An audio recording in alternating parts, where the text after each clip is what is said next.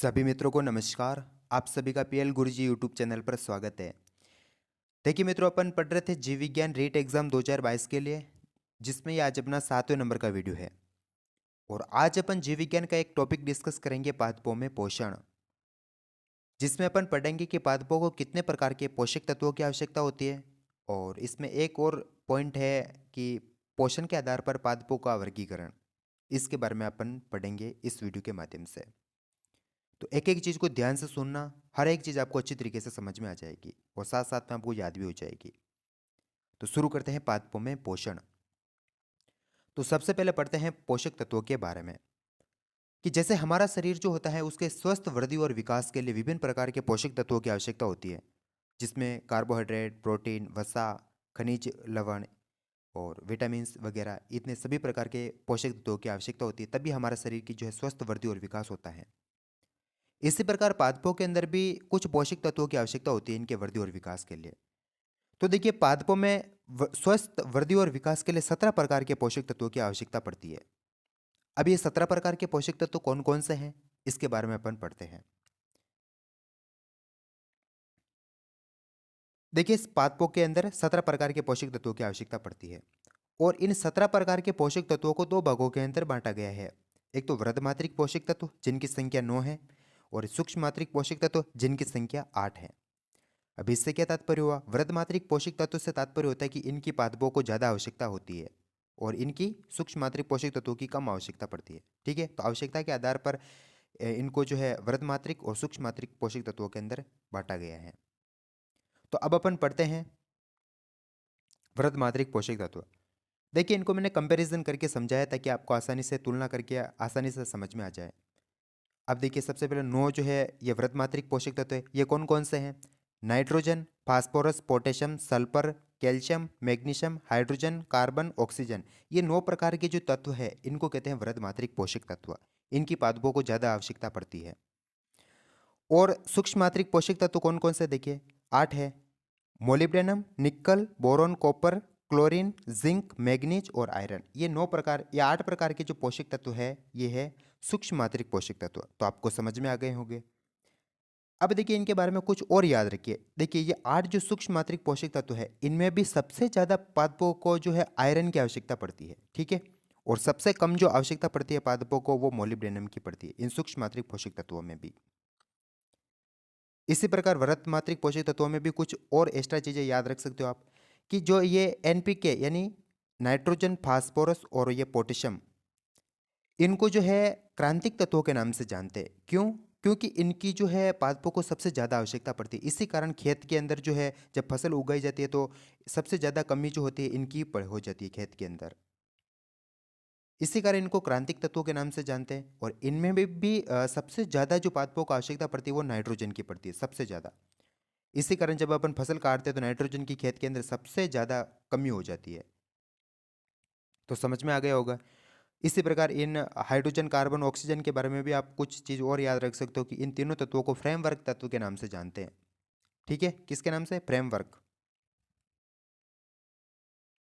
Framework तत्व के नाम से जानते हैं। क्यों? क्योंकि ये जो पादप हो गए, जंतुओं का शरीर जो हो जाए, उसका अधिकांश जो भाग होता है वो इन्हीं तत्वों से मिलकर बना होता है। और इनमें से भी सबसे ज़्यादा तत्व कौन सा होता है? वो ऑक्सीजन होता है। ठीक है, तो आपको समझ में आ गया होगा कि एनपीके इन तत्वों को जो है क्रांतिक तत्व के नाम से जानते हैं, और HCO जो तत्व है, हाइड्रोजन, कार्बन, ऑक्सीजन, इनको फ्रेमवर्क तत्वों के नाम से जानते हैं। समझ में आ गया। अब देखिए, इनका मेजरमेंट कैसे देखते हैं, कि पादपों के अंदर कितनी कितनी इनकी मात्रा होती है। देखिए, पादप ऊतकों में इनकी जो वृहद मात्रिक पोषक तत्व जो होते हैं इनकी मात्रा होती है 0.2 से 4% तक। यानी देखिए, जैसे कोशिका मिलकर ऊतक बनाते हैं तो पादपों के अंदर भी बहुत सारे ऊतक पाए जाते हैं। तो एक ऊतक के अंदर जो है 0.2 से 4% तक जो है वो वृहद मात्रिक पोषक तत्व हो पाए जाते हैं। यानी उस ऊतक का 0.2 से 4% भाग जो होता है वो वृहद मात्रिक पोषक तत्वों से मिलकर बना होता है। तो इस आधार पर आप अंदाजा लगा सकते हो कि पादपों में कितने पाए जाते हैं। दूसरा, इस प्रकार अपन देख सकते हैं कि 1 ग्राम, अगर मान लीजिए किसी पादप का अपन शुष्क भार लेते हैं यानी सूखी हुई लकड़ी लेते हैं 1 ग्राम, तो उसमें जो है 1 से लगाकर 10 मिलीग्राम तक जो है ये वृहद मात्रिक पोषक तत्व पाए जाते हैं उसमें। समझ में आ गया। तो इसी प्रकार सूक्ष्म मात्रिक पोषक तत्वों को भी देखिए, तो पादप ऊतकों में जो है सूक्ष्म मात्रिक पोषक तत्वों की जो मात्रा होती है वो 0.02% होती है। कितनी होती है? 0.02%, यानी ये बहुत कम होती है जो कि इनकी तुलना में। तो और अगर मान लीजिए कि 1 ग्राम अपन अगर किसी पादप का अपन शुष्क भार लेते हैं तो उसमें 1 मिलीग्राम से भी जो है सूक्ष्म मात्रिक पोषक तत्वों की संख्या कम होती है, 1 मिलीग्राम से भी कम होती है। तो इस प्रकार आप समझ गए होंगे कि पादप ऊतकों में जो वृत्त मात्रिक पोषक तत्व होते हैं वो 0.2 से 4% तक होते हैं, और जबकि सूक्ष्म मात्रिक पोषक तत्व जो होते हैं वो 0.02% होते हैं।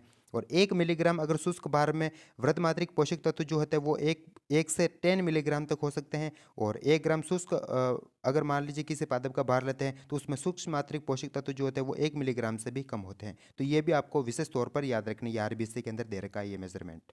ठीक है, तो इस प्रकार ये है पादपों में 17 प्रकार के पोषक तत्व, और इनके बारे में जो जो कुछ समझाना था मैंने अच्छी तरीके से समझा दिया है। इनको बस आपको याद ही रखना है इनको अच्छी तरीके से। अब अपन पढ़ते हैं कि पोषण के आधार पर पादपों का वर्गीकरण। देखिए, पोषण के आधार पर पादपों को दो भागों के अंदर बांटा गया है। एक होता है स्वपोषी जिसको कहते हैं ऑटोट्रॉप्स, और एक होता है विषमपोषी जिसको कहते हैं हेटेरोट्रॉप्स। ठीक है, अब ये विषमपोषी के अंदर जो है ये परजीवी, मृतोपजीवी, सहजीवी, प्राणी संभोजी, ये सभी इसी के अंदर आते हैं, विषमपोषी के अंदर। ठीक है, अब अपन एक एक के बारे में पढ़ते हैं। सबसे पहले पढ़ते हैं स्वपोषी के बारे में। स्वपोषी, स्वपोषी से तात्पर्य होता है कि ऐसे पादप जो अपना भोजन स्वयं बनाते हैं। अब ये कैसे बनाते हैं कि जो स्वपोषी पादप होते हैं इनमें क्या पाया जाता है? पर्णहरित यानी क्लोरोफिल पाया जाता है इनमें। तो जिसकी सहायता से ये क्या करते हैं? प्रकाश संश्लेषण द्वारा अपना भोजन स्वयं बनाते हैं। अब कौन कौन से ऐसे पादप है जो स्वपोषी है? जैसे नीम, बरगद, नीलहरी, शैवाल, और भी बहुत सारे हो सकते हैं, लेकिन अपनी पुस्तकों के अंदर ये 3 उदाहरण ही दे रखे हैं इन स्वपोषी के बारे में। ठीक है, तो समझ में आ गया होगा स्वपोषी कि ऐसे पादप जो अपना भोजन प्रकाश संश्लेषण के द्वारा स्वयं निर्मित करते हैं वो स्वपोषी कहलाते हैं, और ये उदाहरण आपको याद रखने हैं। अब देखिए, स्वपोषी के अंदर ही एक चीज और याद रखनी है, रसायन संश्लेषी स्वपोषी। अभी ऐसे ये कौन होते हैं? कि ऐसे जीव जो सल्फर, नाइट्रोजन और आयरन के यौगिकों से के ऑक्सीकरण से भोजन बनाते हैं वो क्या कहलाते हैं? रसायन संश्लेषी स्वपोषी कहलाते हैं। ऐसे कौन से जीव हैं? जैसे सल्फर जीवाणु, नाइट्रिकारी जीवाणु और लोह जीवाणु। ठीक है, ये ऐसे जीव है जो, देखिए सल्फर जीवाणु क्या करते हैं?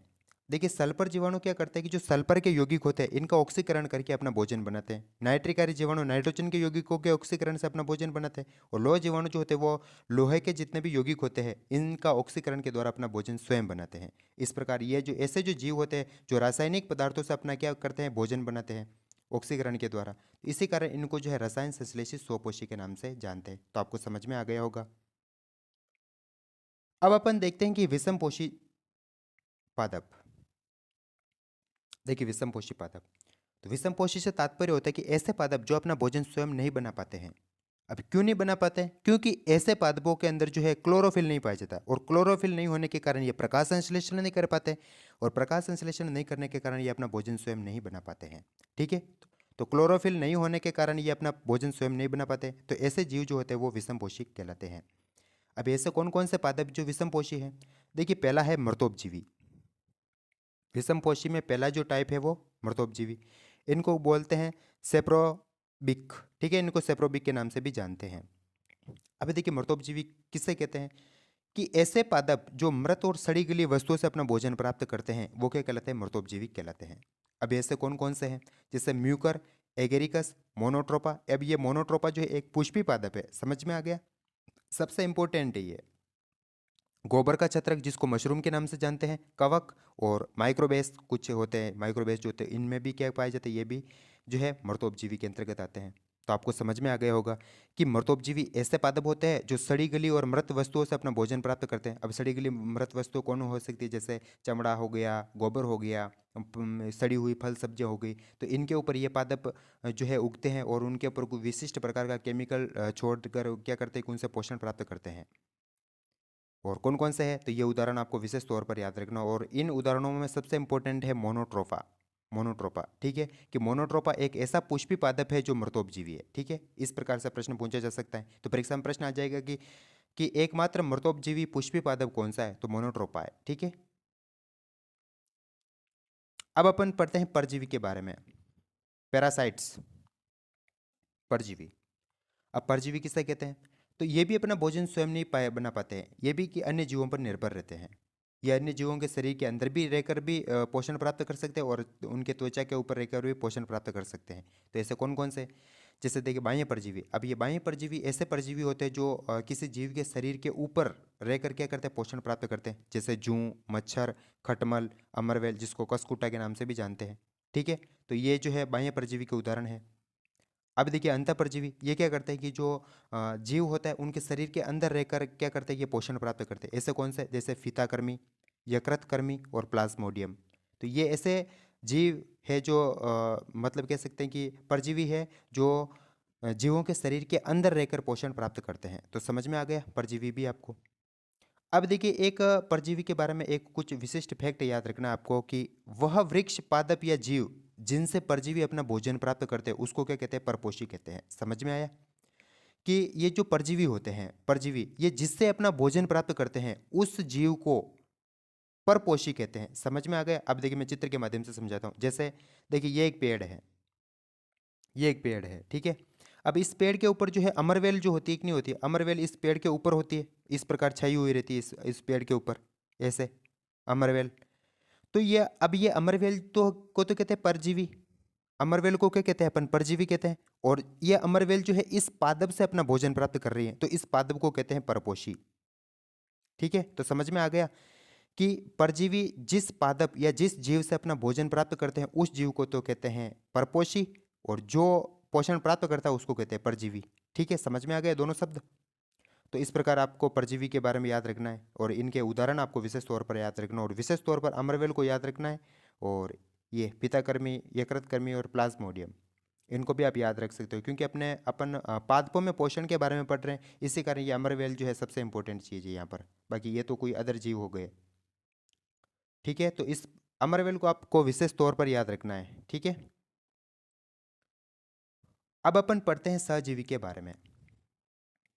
देखिए सहजीवी, तो सहजीवी किसे कहते हैं कि इनमें दो अलग अलग जीव एक साथ रहकर एक दूसरे को भोजन, जल, आवास उपलब्ध कराते हैं। समझ में आया कि सहजीवी संबंध ऐसा संबंध होता है जिसमें दो अलग अलग जीव जो क्या करते हैं कि एक साथ रहते हैं और वो एक दूसरे को जो है भोजन, जल, आवास उपलब्ध कराते हैं, एक दूसरे की सहायता करते हैं।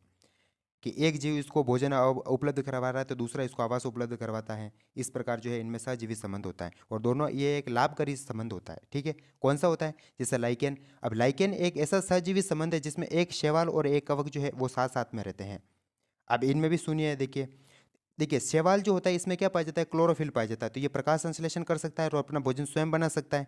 लेकिन कि जो ये कवक होती है इसमें क्या नहीं पाया जाता, क्लोरोफिल नहीं होता है, इसमें क्लोरोफिल नहीं होता तो ये अपना भोजन स्वयं नहीं बना पाती है। तो ऐसी स्थिति में क्या होता है कि यह शैवाल जो होती है वो इस कवक को भोजन प्रदान करती है, इसके बदले में यह कवक जो है इस शैवाल को जो है रहने का स्थान प्रदान करती है। तो इस प्रकार ये लाइकेन जो एक सहजीवी संबंध हुआ। तो समझ में आ गया आपको।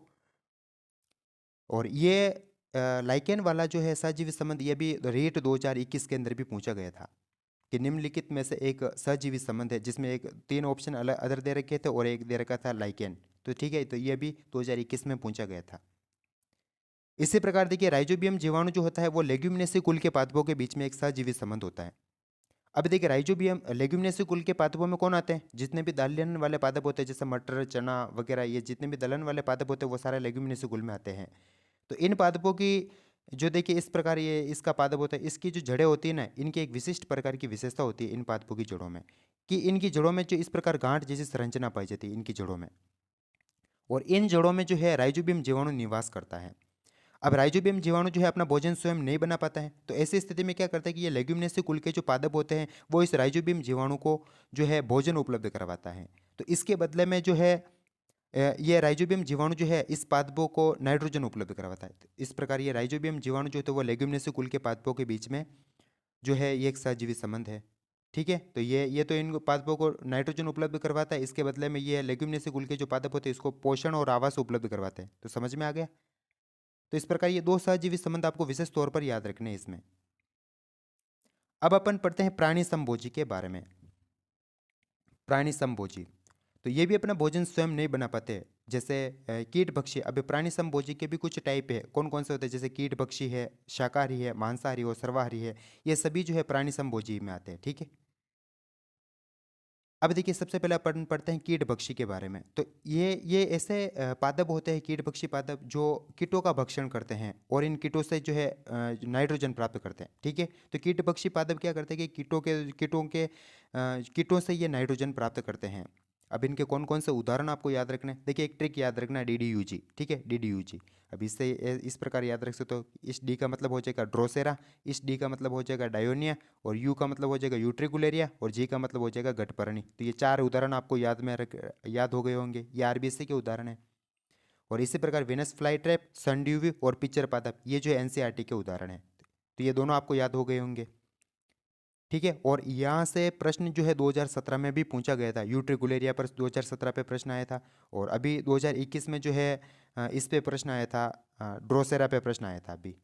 तो इस प्रकार ये सबसे इंपॉर्टेंट चीज़ है, ये कीट भक्षी पादप। तो एक बार मैं फिर से समझा दूं, जो कीट भक्षी पादप होते हैं वो कीटों का भक्षण करते हैं, और इन कीटों को गलाकर जो है इन कीटों के अंदर जितनी भी नाइट्रोजन होती है वो प्राप्त करते हैं। ठीक है, कीट भक्षी पादप। और ये ड्रोसेरा, डायोनिया, यूट्रिकुलेरिया, गटपर्णी, विनस फ्लाई ट्रैप, सनड्यू और पिक्चर पादप, ये विशेष तौर पर इनको उदाहरणों को आप विशेष तौर पर याद रखना है।